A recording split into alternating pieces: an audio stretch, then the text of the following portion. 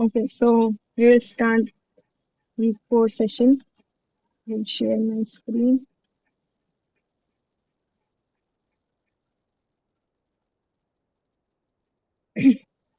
Is it visible? Yeah, Yeah, so let's start with the fourth live session for basic environmental engineering, pollution and abatement. Uh, so in this week, majorly, like till now, we have discussed about what is pollution, what is like how it is occurring, what kind of pollutants are present. And what, like in the last session, we had discussed various methods, now, like how to characterize different types of material. Okay, which is nothing but GC, UV, visible spectroscopy, FTIR, etc.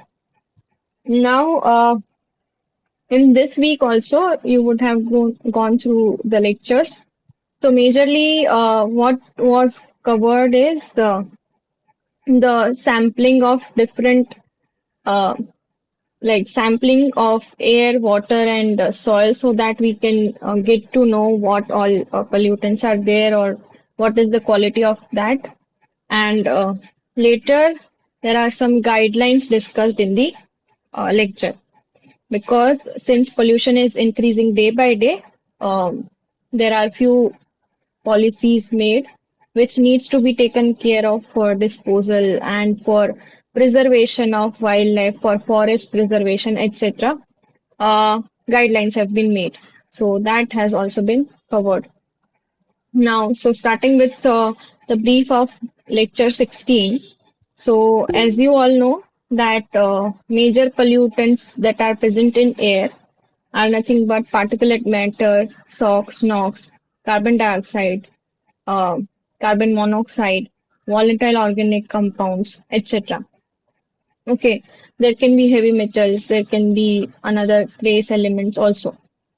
Now, if you want to know, then these pollutants they can be divided into two types: gaseous, majorly, and there can be solids, which are in the form of particulate matter.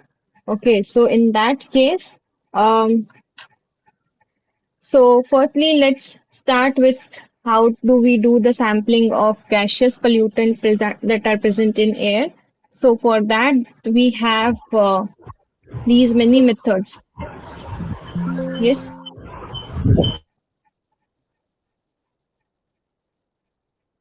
do you have like someone wants to say anything?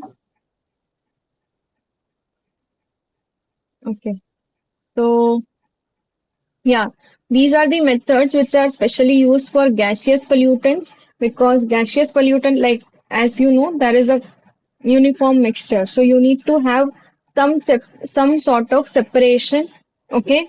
And that separation for gaseous homogeneous mixture, it can be done in four ways.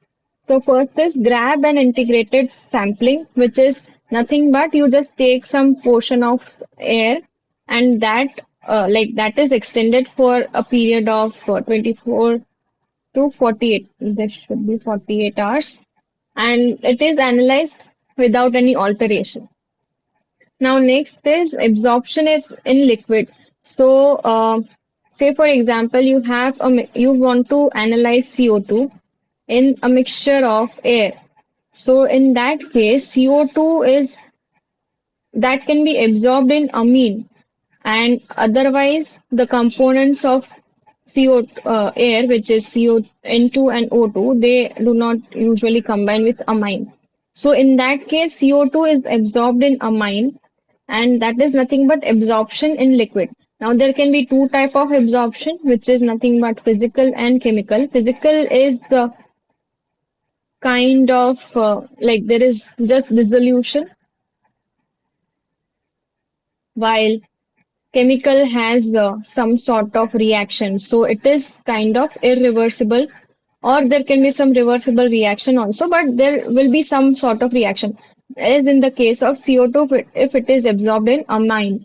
So once you have the gas absorbed in any phase, then you will get to know by some of the characterization techniques, like how much amount of that that compound is present. For example, if CO2 you are checking, then if you absorb that in amine, then depending on the efficiency of reaction, you check what amount of amine you had added and what amount of free amine is left in the solution. So based on that, you can check what is the like it is like this says that it is not a direct method, but indirectly you will be able to calculate what amount of pollutant is present. Now, next is adsorption on solids. So, can you tell me what is the meaning of adsorption process? What is that process? This phenomenon is observed on the surface of the You are not clearly audible.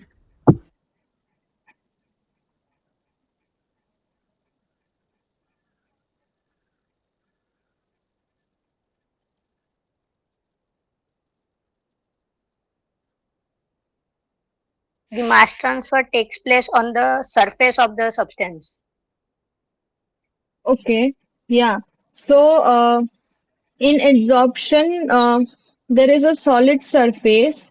Okay, and there will be some gas or so which will have some affinity. It can be chemical affinity, which results into bond formation, or there can be some physical, like van der Waals force of attraction, or some electrostatic force of attraction. So, based on that, there will be some uh, adherence of molecules on the solid surface.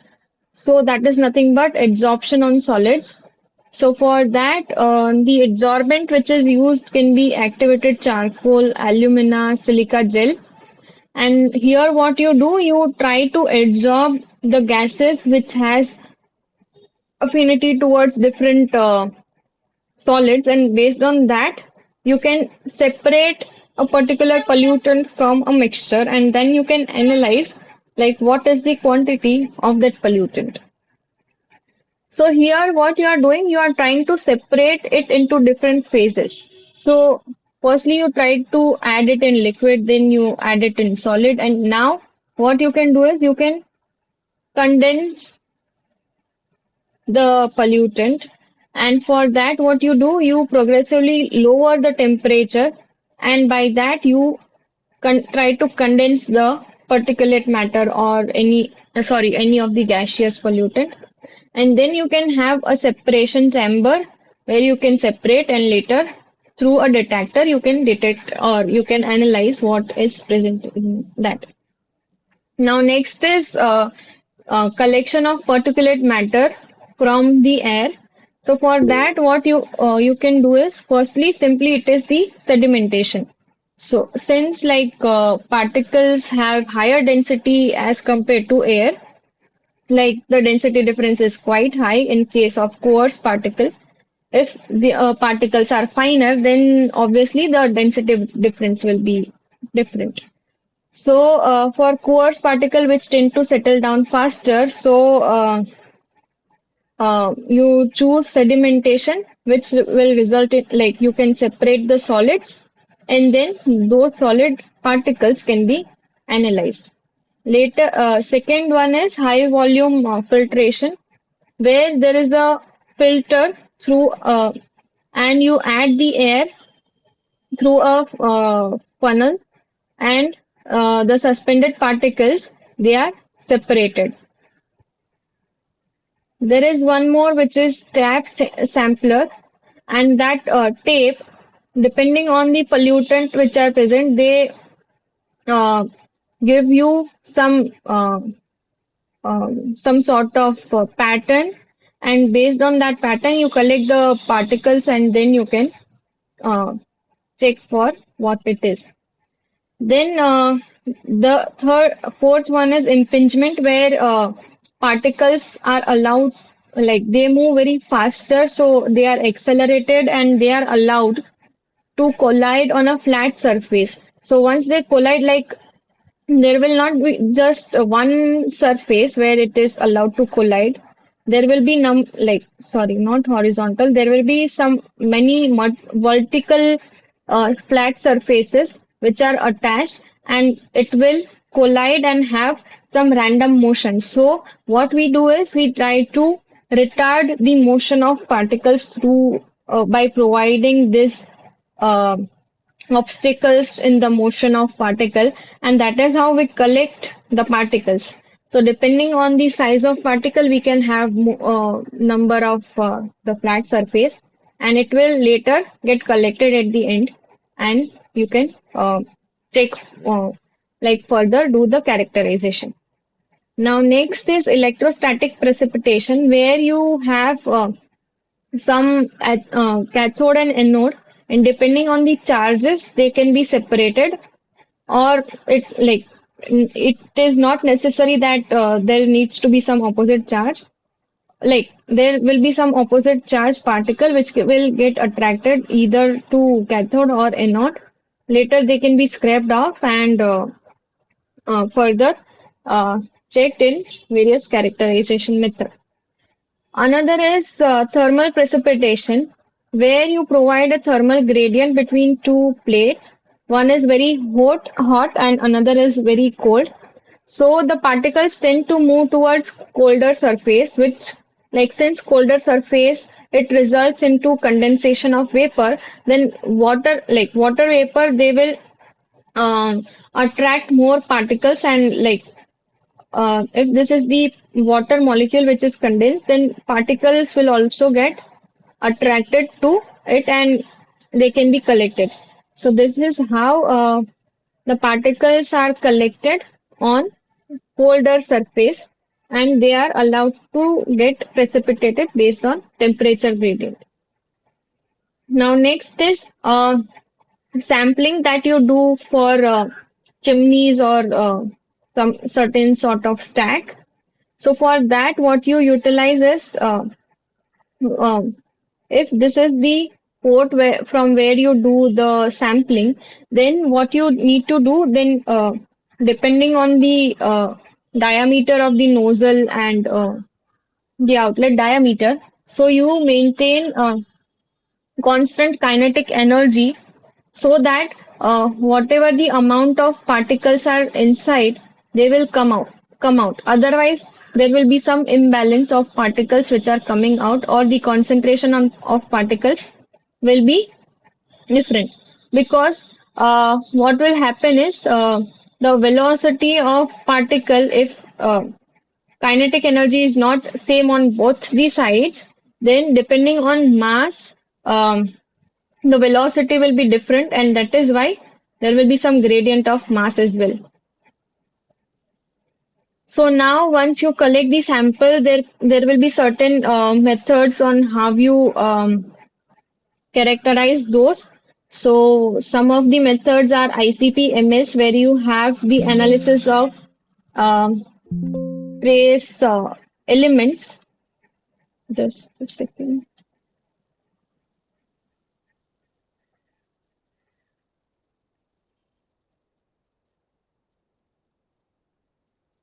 Yeah. So with ICP-MS, what we do, we if we have certain sort of elements, like it can be any element, then if they are present in very low concentrations as well, then we are able to detect.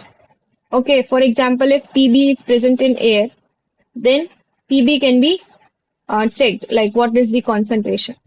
Atomic absorption spectroscopy is also the similar instrument which gives you the concentration of element. Then you have gravimetry, gravimetric method, like you can do based on weight difference. Then you have flame ionized detector, where you atomize the content, and based on some difference in weight and atomic number, then you do the characterization. Obviously, you can do GC, HPLC also. Now coming to next lecture, which focuses on the sampling of water. So for water, first is grab sample, and it represents the prevailing conditions. Like there is no change or there is no mixing occurring here. You take what is there and you just do the analysis. And another is composite sample where you have some individual samples and the analysis is of mixed sample is required. So based on that, you do the like since water is easier to collect, you can easily separate the suspended particles. You can easily collect the water samples. So collection of sample is easier here. Now, depending on the type of pollutant, there are different methods for analysis.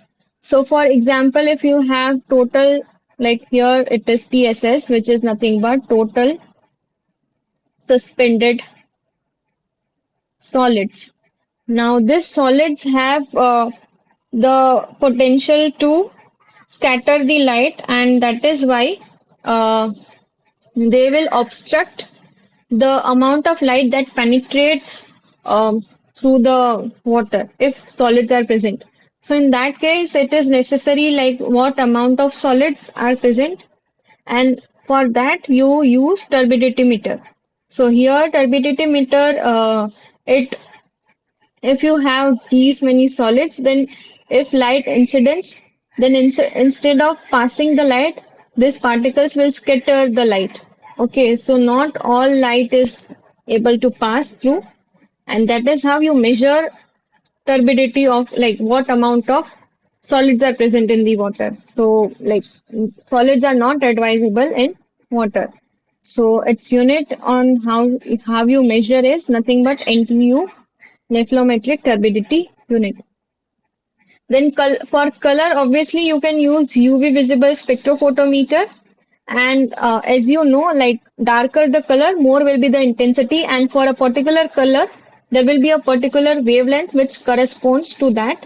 For example, if you have a green sample, green colored sample, then it will absorb a particular wavelength which will correspond to that, and otherwise, rest all will be emitted as it is. So for that particular wavelength, you check what is the initial absorbance, like what is the incident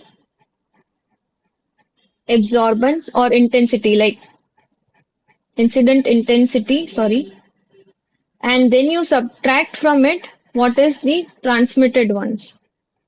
So this will give you what is the absorbed intensity of light, and this is nothing but a kind of absorbance of that sample.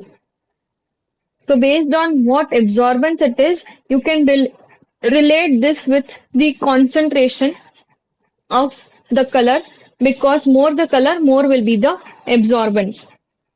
So you can say that UV visible spectrophotometer is a suitable method to find out the color of or the intensity of color in a particular water sample. Then you have total dissolved solid.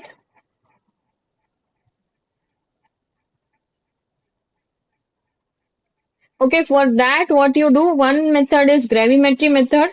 So first you take some amount of water sample. Say for example, you have taken 10 ml. You measure its weight, let's say W1, and now you uh, boil all the water from it, and you allow all the particles to settle down, because on heating, particles will be left out, but all the water will be evaporated. So in that case, this will be W2. Now this W1 is nothing but weight of water plus solids which are in dissolved form. And this W2 is nothing but, since all water is evaporated, it is nothing but the weight of solids. So in that case, if you take the difference, um, like so this will give you nothing, like there is no need to take the difference. This will directly give you the weight of solids which is present in water, and based on that you can take the concentration of it. Now another method is conductivity meter, because total dissolved solid is nothing but due to the salts which are present in the dissolved form. Okay, and mostly if salts are dissolved in water, they remain in ionized form or in ionic form, which results in conduct water to be conducting in nature. So you check the conductivity of water sample, and more the conductivity, more is the total dissolved solid. So it is a kind of measure, but indirect measure, not the direct measure. And obviously, uh, not all salts are in ionized or ionic form. So obviously, what TDS is obtained by conductivity meter is obviously less than what is the actual total dissolved solid. So there is a correlation which is given in the lecture. You can look into that. And trace metal, obviously, as I have mentioned, atomic absorption spectroscopy and ICP-MS, they can be used for this. So it will directly give you the concentration of that particular element in water sample. Now another is important parameter is nothing but dissolved oxygen. For that, these two are the methods. First is Winkler's method, in which you add manganese in the form of Mn2 plus, which is allowed to get converted to MnO2. Now this MnO2 is allowed to react with I minus, which forms I2, and is a it is directly related with the amount of O2 consumed. So based on that, you can say that whatever the amount of iodine is formed, that much amount of O2 is present in your water sample. Now another method is membrane electrode method, where you have electrodes of silver and gold, and you allow the water sample to pass through a membrane. Now, depending on the partial pressure difference of oxygen, say for example, this is the cell, and here you will have a membrane. So if like the sample passes from here, then here you already check what is the oxygen level. So there will be a difference in the amount of what oxygen is present here and here. So based on that, certain amount of oxygen will try to pass, and that oxygen will uh, combine, give you the reaction at electrodes, and which will result into electricity generation. So the amount of current which is flowing, it is proportional to the amount of dissolved oxygen. Now next is BOD measurement of any sample. Now BOD is nothing but biological oxygen demand. So for that, what you do, you have a blank sample, and you have a wastewater or water sample. Now, blank sample is nothing but to check what amount of oxygen difference or DO difference occurs if you carry out the process. And water sample will have certain amount of DO. Now, these samples, they are incubated like to this. There is some microbe added. Now, this microbe, they consume oxygen which is present in the sample, and they degrade the organic compounds.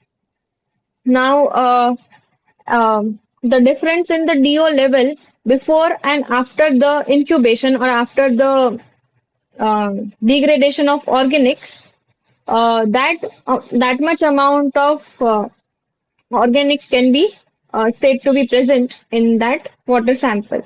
Now, incubation is required so that there is proper growth of that bacteria, and proper nutrients are also added so that bacteria get sufficient nutrients in the form of like ions, sodium, potassium, etc. So these ions are necessary for growth of bacteria, which are also provided externally so that proper growth is observed. Now here there can be two types of BOD measurement, which is unseeded and seeded BOD. So unseeded is you do not provide any external microbe from outside. So whatever the amount of bacteria or microbes they are present naturally in the water sample, they will be responsible for the degradation. So this method or this measurement gives you the ability of natural water bodies, uh, like how much it can degrade or how much it is compatible or its natural tendency to degrade the organics or which are present in water. And seeded is nothing but like this is for natural water body, you can say. And seeded is for industrial wastewater treatment, where you need to have external microbe to be added because there will be more BOD concentration and more degradation is required. So in that case, you will have seeded BOD required. Now to have a constant uh, Excuse or me. yeah, Okay, I want to ask you, for seeding purpose, which microbe we add and how to make a seed?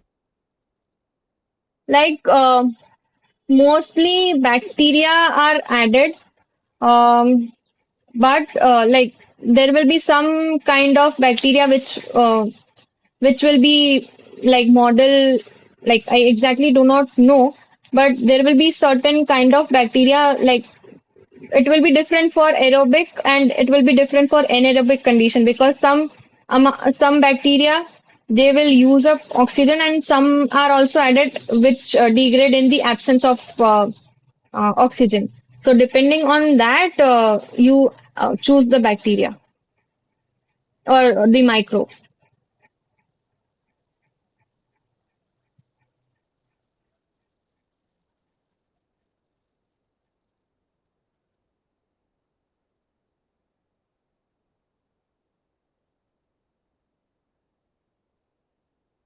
Okay, so to maintain a constant or uniformity, a BOD curve is developed and it is observed that mostly within 5 days, the a proper saturation is obtained. So mostly BOD 5 here represents the amount of incubation time, which is nothing but 5 days.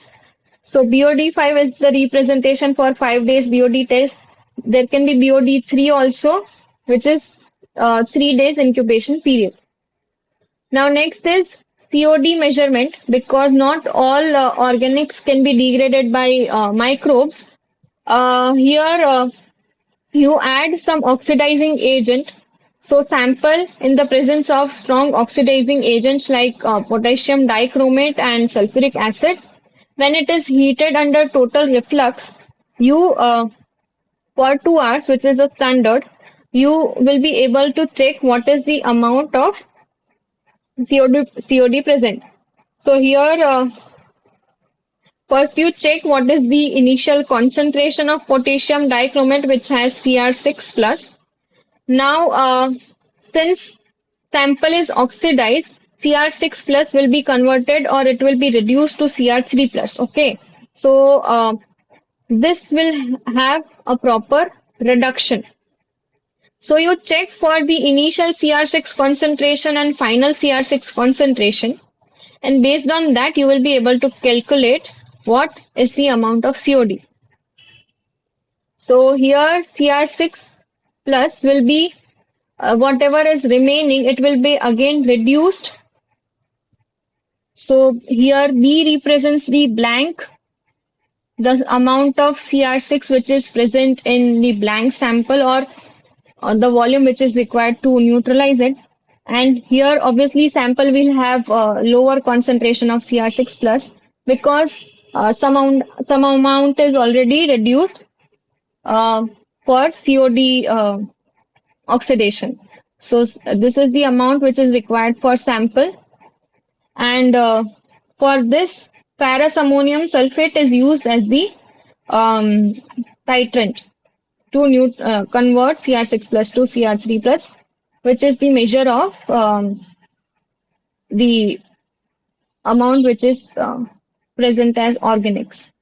Now here nitrite and chloride can interfere in COD measurement. So where you can add some reagents which will react with this and so that like before adding the oxidizing agent here you add this reactants which will um, not inter which will result that there is no interference in COD measurement.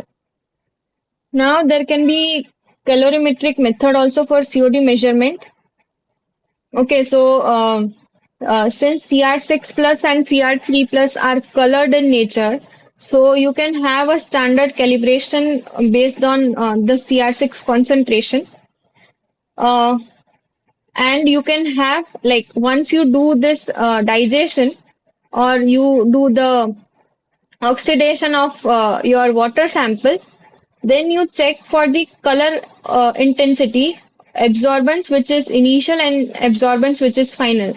So depending on the absorbance difference, you can say what is the amount of CR6 consumed, and based on that there will be some calibration plot which will be related to absorbance and the concentration of CR6 which is present in the solution. So based on that, you can say what is the amount of CR6 responsible or consumed for the COD measurement.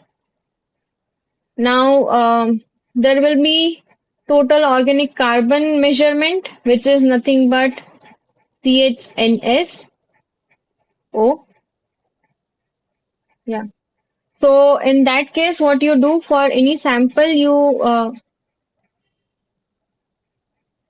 no, sorry, this is not it. POC measurement, for that you convert all the organic into CO2, and based on that reaction, um, it is checked what is the amount of organics present.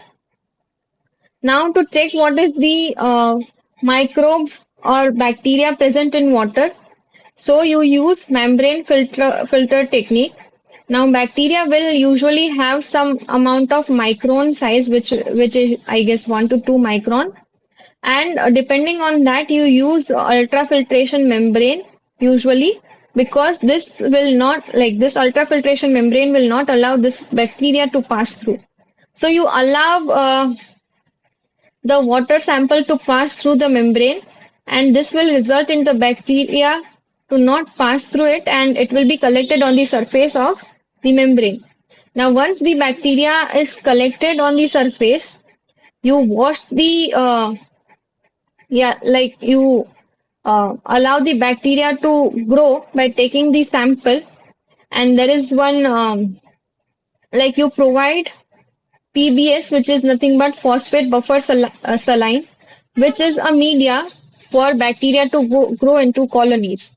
So once you do that, you will be able to get the count of bacterial colonies, and that is the measure of what concentration of bacteria is present in water. So now moving forward, we have sampling of solids. So for that, we can have direct sampling, which is nothing but you take out a certain amount of soil from beneath the top surface, and vehicle load sampling is nothing but where you take the sample from various source. Now there can be different methods of collection. Now, first is the random method, where you choose the sample from any random place, and there is no method of choosing from where you are taking the sample. Another is systematic, which is nothing but the opposite of random. So you systematically choose the area from which you will be collecting the soil samples for further analysis. Now, stratified is nothing but you have certain type of this is the area from which you need to take the sample. You create sub areas, and from those sub areas, like these sub areas are created based on certain common parameter. Now, from this sub areas, you have some random sampling from each of the sub areas, and then you do the analysis of the soil samples. Now, then you have quartering, where you have first if this is the soil sample, then you divide it into four. Then again you mix it and divide. So there will be a common, like you will be able to know what average amount of uh, pollutants are present. So this is like very less used method, and this is much used method. Now, depending on like what parameters or what properties you will be looking into for the uh, analysis of soil, which is nothing but density. So depending on like there can it can be divided into absolute density, envelope density, and bulk density.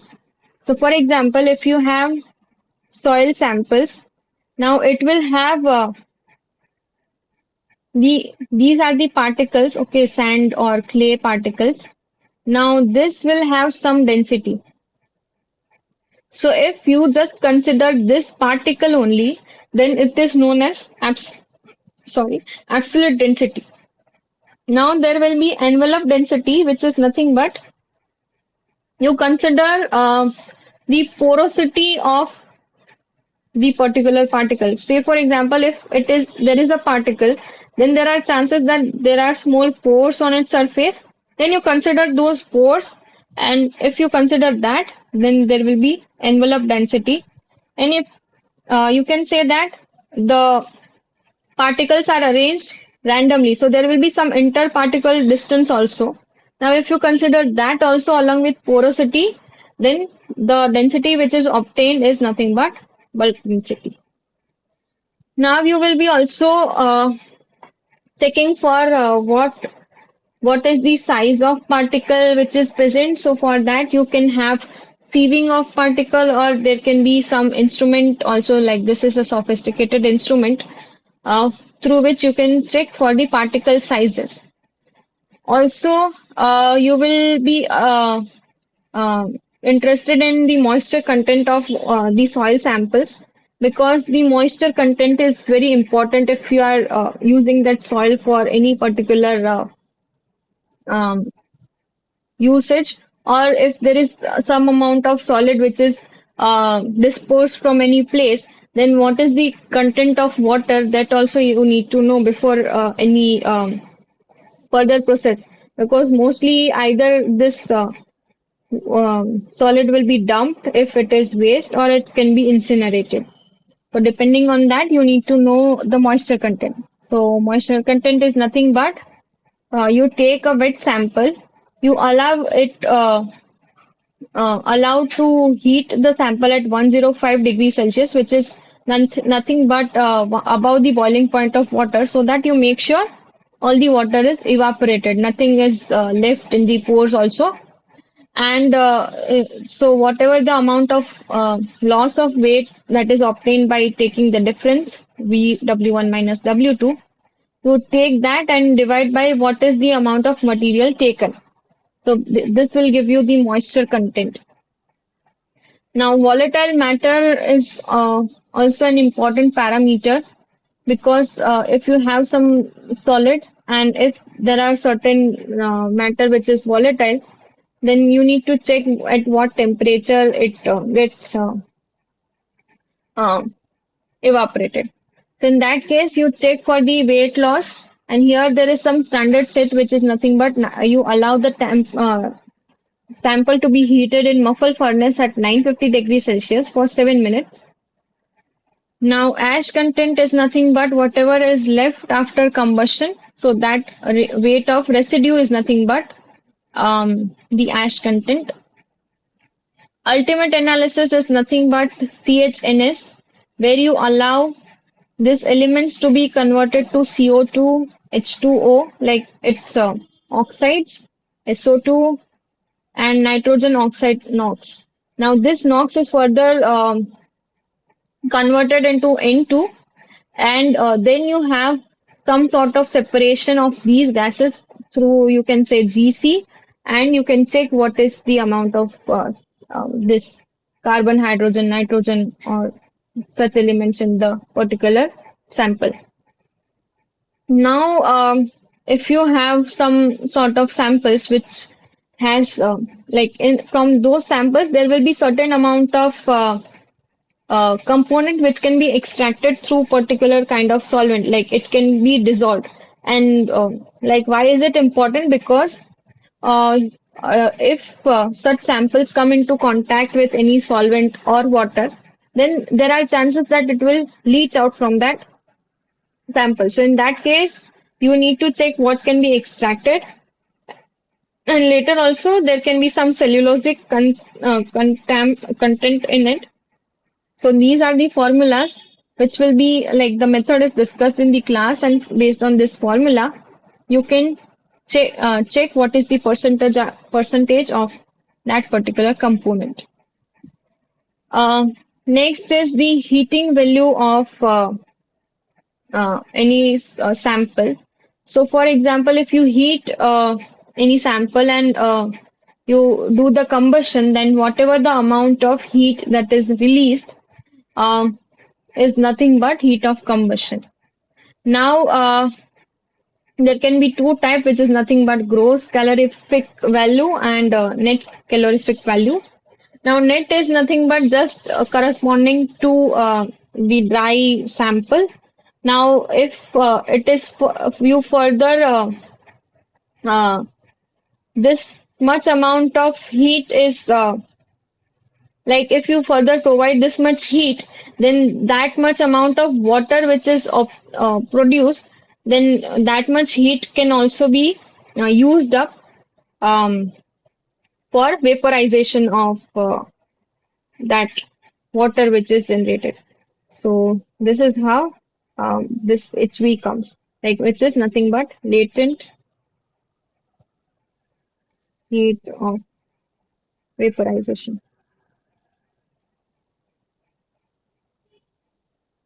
So next lecture was nothing but the laws. So I guess there was like majorly you just need to see what type of laws are there. So I have not mentioned them here. So we will start with the assignment now.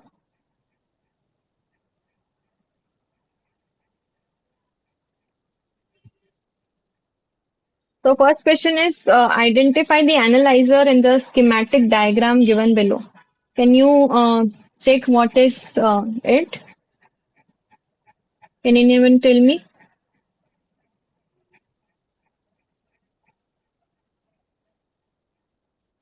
NDIR. India, yeah.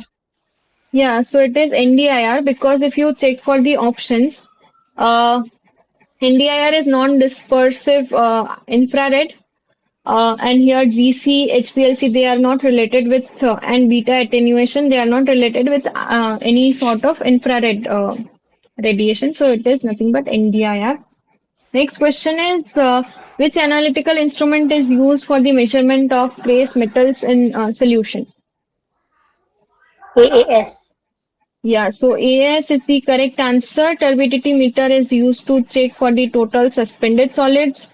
pH meter helps you to get the alkalinity or pH of water sample, and conductivity meter will give you TDS.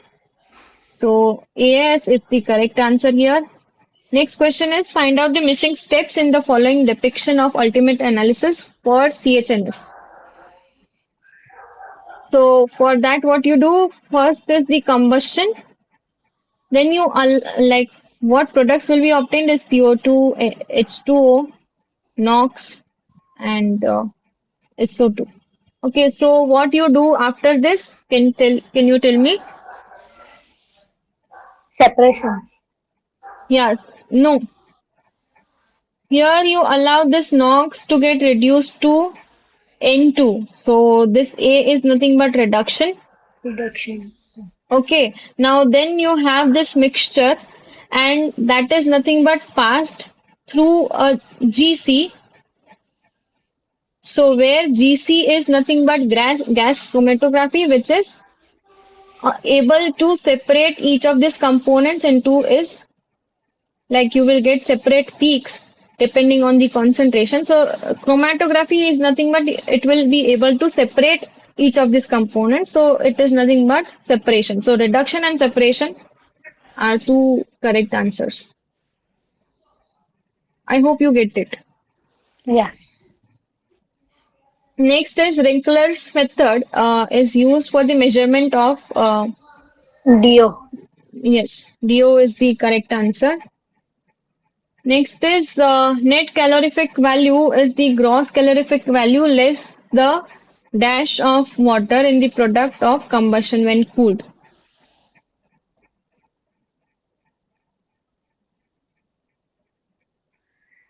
So it is nothing but heat of vaporization because you allow like that much amount of heat can be utilized by water to get condensed. So that much amount of heat can be deducted to get net calorific value.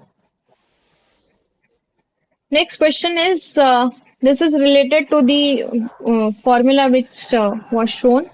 So here you have 3 grams of dried agricultural waste and which is leached with benzene and ethanol mixture which is 2 is to 1 volume by volume at 60 degrees Celsius for 3 hours. Now after leaching the residue is dried in a hot air oven at 105 degrees Celsius to a constant weight of 1.6 gram. So here M1 is mentioned as 3 grams, then M2 is mentioned as 1.6 grams. Then you have this dried material is put in a flask containing 150 ml of N by 2 NaOH solution. What is N by 2? It is nothing but half normal NaOH. So it is zero point 0.5 normal NaOH used. Now the mixture is again boiled for 3.5 hours with recycled distilled water. After this, the residue is washed with DI water till all the sodium ions are removed and dried at to a constant weight of 1.3 gram. So it is one M3 is 1.3 grams. Determine the extractives and hemicellulose content for this waste on dry basis.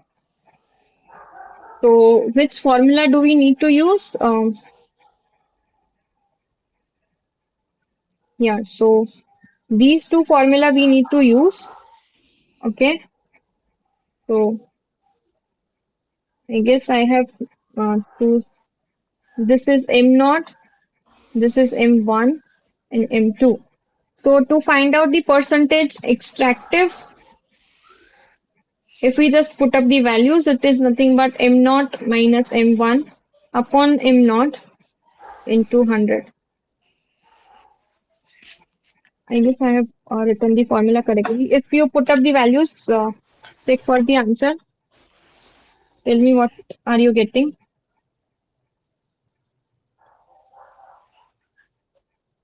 46.67. Yeah, so it is coming out to be 46.67 percentage.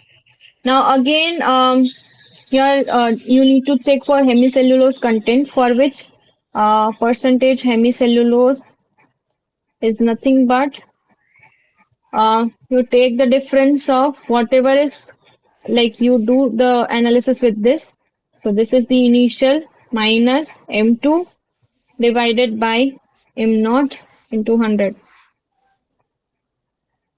Tell me the answer.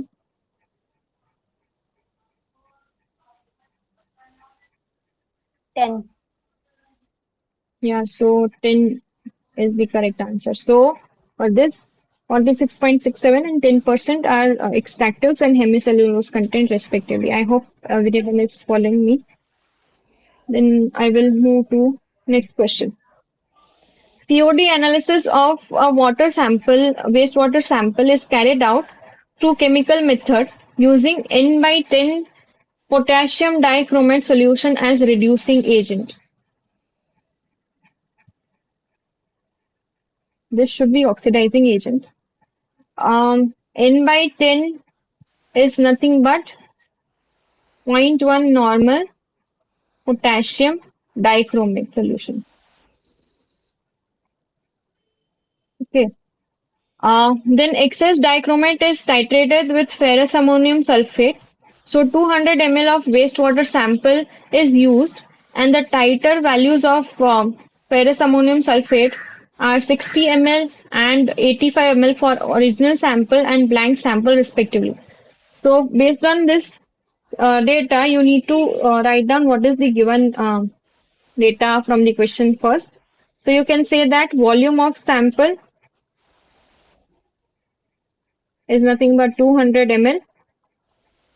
Then you are given is what is the amount of titration volume or titrant volume used for titration.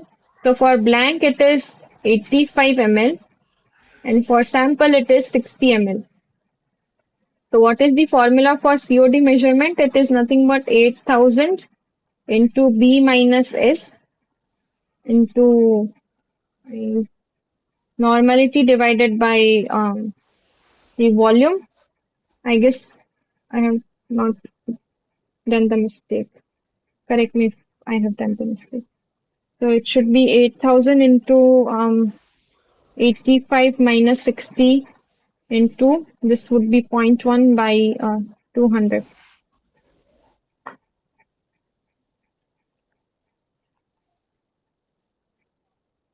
100. Yeah, so 100 is the correct answer. Is everyone getting this?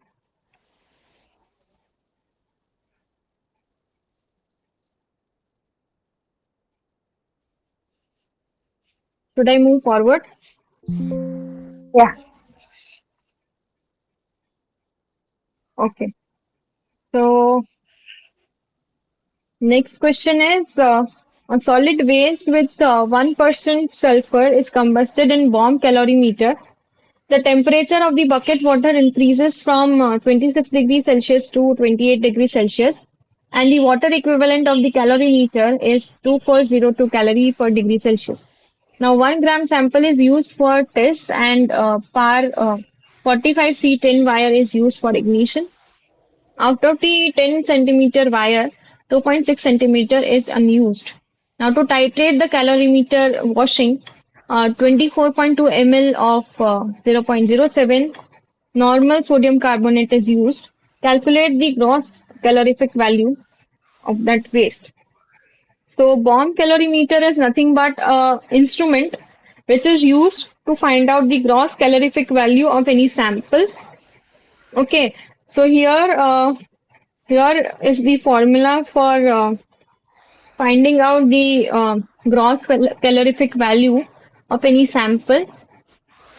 So GCV is nothing but T minus T into W minus E1 minus E2 minus E3 divided by M. So here T is nothing but the temperature change that you are observing. W is the heat content or the energy equivalent. So here T is nothing but change that you can say as 2. W is given to you as 2402 calorie per degree Celsius. Okay, now E1, E2 and E3 are nothing but the correction terms. So E1 is the correction term which is for the heat of formation of nitric acid. So for that you need to take what is the ml of sodium carbonate used. So here if I write 2 into 2402 minus this will be E1 will be 24.2. Okay, then minus E2 is correction term for heat of formation of sulfuric acid. So for that you need to have 13.7 into what percentage of sulfur is there in the um, sample. So which is nothing but given to you as 1%. So 1 and m is the mass of sample taken. So here it is 1 gram. So into 1 minus E3 is correction term for heat of combustion of fuse wire. So depending on what type of wire you are using, there is different correction factor. So 2.3 will be applicable here because you are using this PAR 45C10 nickel chromium fuse wire.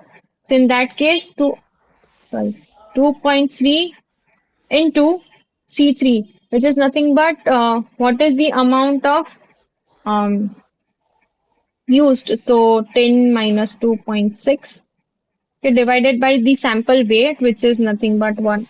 Can you calculate this?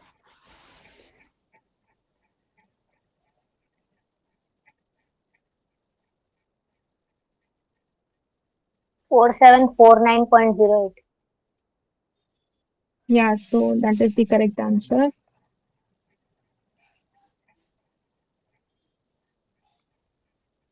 Okay, yeah, it is already there. Okay, so next question is from Indian Constitution perspective, identify the articles related to the environmental legislation. So here all the articles which are mentioned, they are applicable for environmental purpose, like they are all related to preservation of environment. So all of the above is the correct answer. Next is Water Prevention and Control of Pollution Act was enacted in dash year, which is 1974. Okay. So that's it from my side today. If you have any doubt, you can tell me. Ma'am, I have a question. Yeah. Uh, I guess yesterday only I log into my SWAYAM account, but I was not able to see the third lecture. So have you Acha, the uploaded it? PPT for third lecture. Yeah, Okay, so I will upload third and fourth PPT. I guess I would have, there would be some problem. I will check. yeah, okay. Because the Yeah. first and second was available, third was not available at that site. Okay, I will check. I will Yeah, upload both then. yeah. Thank you. Okay. Also, can you please tell ki if interactive session recordings are available, where we can access those? Uh, yeah, there will be, I guess, link there on the Swayam Yes, website YouTube only. link is given on that. YouTube link is given, so I have uploaded all the interactive sessions till week 3. So I will upload this lecture also.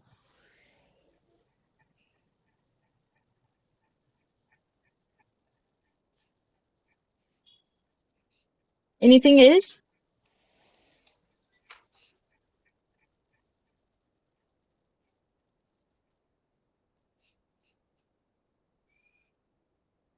So if not, we can then end this session. So thank you everyone for joining. Uh, we will meet in the next week. Maybe I can reschedule the next meeting. So for that, if I am rescheduling, then you will get the information through email or like as you get. So yeah, I hope it is okay to everyone. Yeah, but timing will be the same, na? Uh, I will. Yeah, I can take the same timing also. That's not an issue. Yeah, because we come from the office by 6:30 or almost 6:45 only. Okay, okay. Then I will keep it at 7 because I have one meeting on Tuesday, next Tuesday. So I will not be able to take on next Tuesday at 7.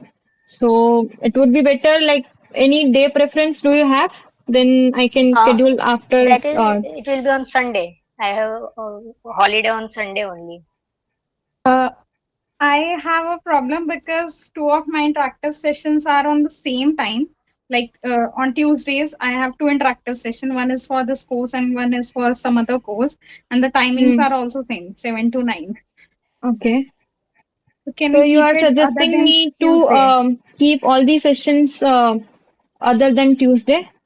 Yes, if Achha. possible. Yeah, for that I need to check because we have to submit one particular day throughout, like which will be continued throughout the semester. We are only allowed to change the session if there is some emergency. So Okay. I will check. Otherwise, you can go through the interactive session, and if you have any doubt, you can email me also. I can provide you my email ID. Yeah, please, can you please put that in the chat box? Yeah,